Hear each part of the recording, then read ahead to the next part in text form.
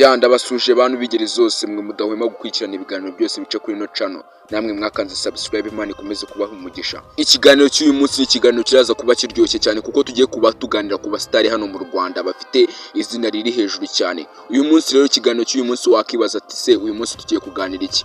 Twese tugiye kwibariza hamwe tuti ese ari umuproducer witwa Element n'umuproducer witwa Prince Keys ninde mu producer urenze? Sibyo gusa kandi muri kino kiganiro turaza kugira tuvuga kuri byinshi bitandukanye bivugwa kuri bino byamamare bibiri twamaze kuvuga hejuru, Prince Keys ndetse na Element L.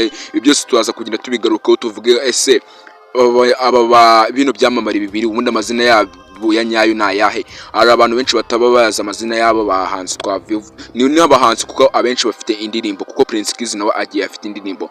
Rero ubwo turaza kugenda tuvuga ku mazina yabo ya nyayo, aho baturuka ndetse n'ukuntu binjiye muri no muziki cyangwa muri ino industry yo gukora umuziki. Ibi byose turaza kugenda tubigarukaho. Wowe icyo usabwa nta kindi no kureba ino video kuva itangiye kugeza irangiye kugira ngo nawe uze kubasha kuba wamenya byinshi kuri bano ba producer twavuze hejuru. Wowe icyo usabwa nta kindi no gukanda subscribe kuri ino channel, ugafungura inzogera kugira ngo ibiganiro byiza nk'ibi by'ubwenge ujye ubibona mu bambere. Kandi nimba ino video uyikunze kanda like, kandi mujye mwibuka gushima Imana mu bintu mu byiza kuko Imana niyo ya mbere.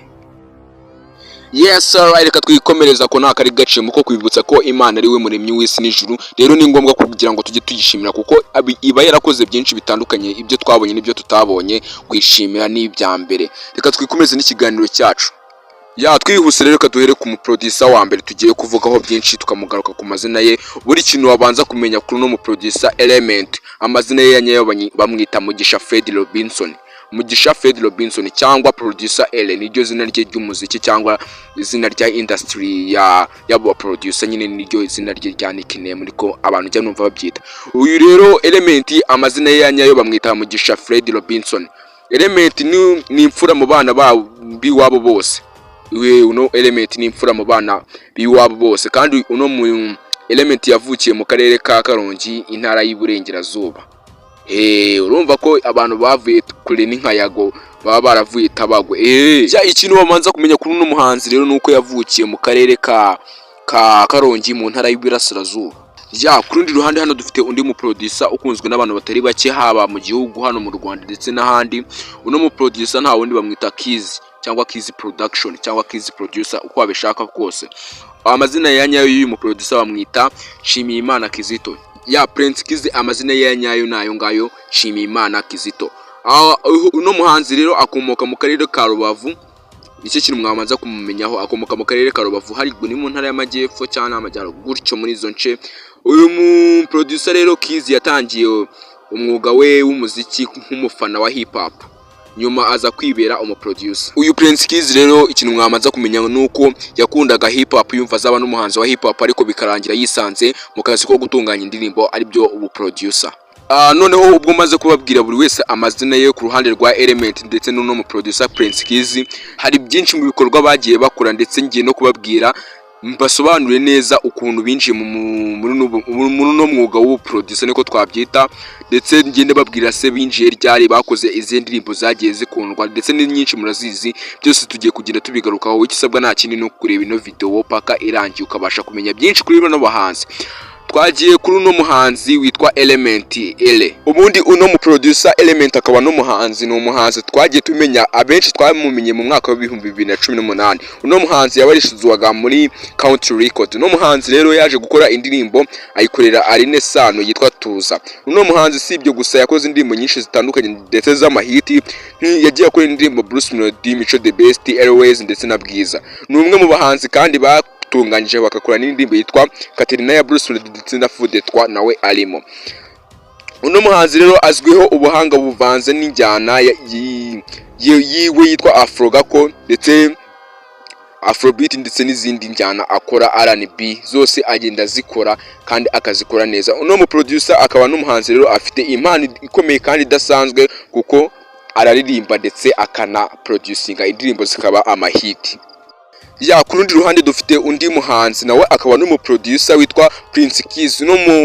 Uno Prince Keys yamenyekanye cyane kubera indirimbo nyinshi yagiye akora nk'iyitwa My Love ya Marina. Yakoranye n'abandi bahanzi nka Marina, Safi Madiba, Uncle Austin ndetse na Afrique. Uno muhanzi bano nako uno mu producer yagiye akorera bano bahanzi indirimbo nyinshi kandi zagiye ziba trend hano mu Rwanda ndetse na hanze y'u Rwanda. Uno muhanzi nawe akaba ari n'umu producer kuko akora indirimbo ndetse akanaririmba. Uno mu producer nawe yagiye akora indirimbo nyinshi yazikorana nk'abahanzi twamaze kuvuga Uncle Austin ndetse Safi Madiba ndetse n'uwo bita Afrique ndetse n'abandi batandukanye. Dore zimwe mu njyana uno muhanzi cyangwa uno mu producer Prince Kiss akunda gukoresha, azi gukora ndetse agakora neza ino njyana bita Afrobeat, agakora iyo bita trap ndetse akunda no gukora indirimbo zirimo base kandi ukumva indirimbo ni indirimbo zifite quality kandi ziryoheye amatwi. Kandi ikindi kintu wabanza kumenya kuri no muhanzi Prince Kiss yashinze inzu ye yitwa Ghettos Music. Ngo kandi ino nzu yashinze ngo ni inzu imufasha gukora indirimbo zigiye zitandukanye ndetse ino nzu ikaba irimo n'abandi ba producer bagiye batandukanye kandi ino nzu ikabibarizwa kuri we. Ni nkuko wumva Country Record cyangwa 155 nubwo 155 ari label ako nyine nka Country Record urumva ni nk'inzu nyine itunganya umuziki tu. N'uyu nguyu afite inzu ye bwite itunganya umuziki. Sasa ikiri kintu ngo wabanza kumenya kuri bano ba producer babiri hagati ya Element ndetse na Prince Kiss nuko bano ba producer buri wese agiye afite indirimbo n'umuhanzi kandi akaba nk'umu producer. Nk'urugero nk'uwitwa Element afite indirimbo nyinshi zitandukanye ndetse abenshi mugiye muzizi nkuko uno muhanzi yakoze indirimbo nyinshi Food Etwa, akora Tombe, akora indirimbo nyinshi zitandukanye za Kashe, akora nyinshi tu. Noneho uno mu producer nawe Kiss afite indirimbo imwe yitwa Uwa Danger, ndawe urumva ko ni umuhanzi kandi akaba no mu producer. Urumva ko bose ari abantu bafite mind yagutse. Sasa rero umwanya tugizemo no wanyu ni uwo gutanga ibitekerezo byanyu natwe kugira ngo tubisome tuvuge ngo bano bantu badukurikiye bakunda uyu nguyu cyangwa bakunda uyu.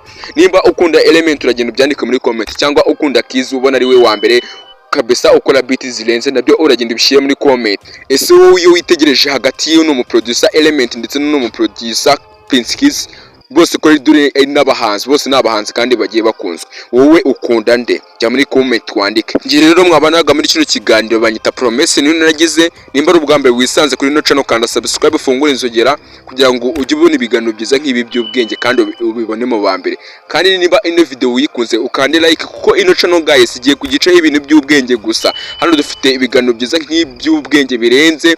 Hariho nk'ibiganiro twagiye dukora ku muryango wa Illuminati, dukora ibiganiro byinshi kuri Tupac n'urupfu rwe ba XXXTentacion, twagiye tubakuraho ibiganiro byinshi. Dukora ibiganiro kuri ba Kanye West kuntu bagiye binja muri Illuminati n'ibitambo bagiye batanga.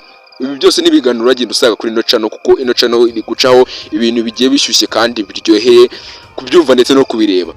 Si ibyo gusa kandi ino channel icaho comedy nziza z'ubwenge zitandukanye kandi zisekeje kugira ngo namwe mukunda ibintu bijyanye no kuenjoyinga cyangwa guseka namwe nitwabataye inyuma yahuye kuko twagiye tubazana comedy nziza zirenze. Nyarukiraho naho uzirebe. Reka bibutse rero kujya mushimira Imana mu bino mu byiza kuko Imana ituba hafi cyane kurusha uko inyenda yacu itwegereye.